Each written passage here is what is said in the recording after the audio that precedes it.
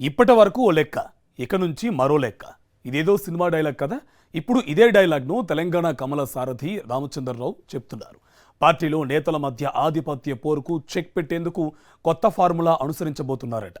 ఇంతకీ ఆయన అనుసరించే కొత్త ఫార్ములా ఏంటి? కమల దళపతి వ్యూహం ఎలా అమలు చేయబోతున్నారు? Let's watch. తెలంగాణ బీజేపీ కొత్త సారథిగా బాధ్యతలు చేపట్టిన రామచంద్రరావు తన మార్కు చూపించే ప్రయత్నాలు ప్రారంభించారు.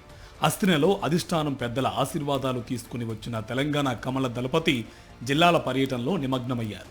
నల్గొండ, మెదక్, పాలమూరు జిల్లాల్లో పర్యటించారు.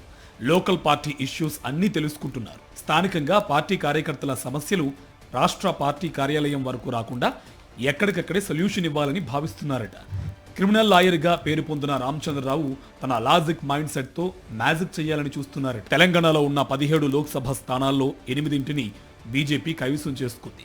గెలిచిన 8 పార్లమెంటు స్థానాల్లో పార్టీ పరంగా ఏ సమస్య వచ్చినా అక్కడి ఎంపీలే పరిష్కరించుకునే వెసులుబాటు కల్పిస్తారట. ఎంపీలకు ఫ్రీ హ్యాండ్ ఇవ్వనున్నట్టు ప్రకటించారు. అదేవిధంగా ఎమ్మెల్యేలకు సైతం ఇదే ఫార్ములా వర్తించేలా యాక్షన్ ప్లాన్ రెడీ చేశారట. ప్రజా ప్రతినిధులు లేని లోక్సభ నియోజకవర్గాలలో రాజ్యసభ సభ్యులు లక్ష్మణ్, ఆర్ కృష్ణయ్య ఎమ్మెల్సీలకు బాధ్యతలు అప్పగించేలా ప్రణాళికలు సిద్ధం చేస్తున్నారు.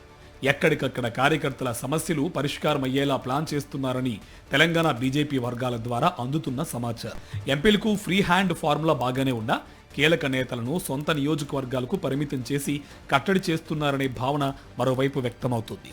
ఇతర లోక్సభ నియోజకవర్గాలలో ఎంపీలు జోక్యం చేసుకోకుండా నేతల మధ్య ఆధిపత్య ధోరణికి చెక్ పెట్టేందుకు కాషాయ సారథి అనుసరించే ఈ వ్యూహం ఏ మేరకు వర్కౌట్ అవుతుందో చూడాలి.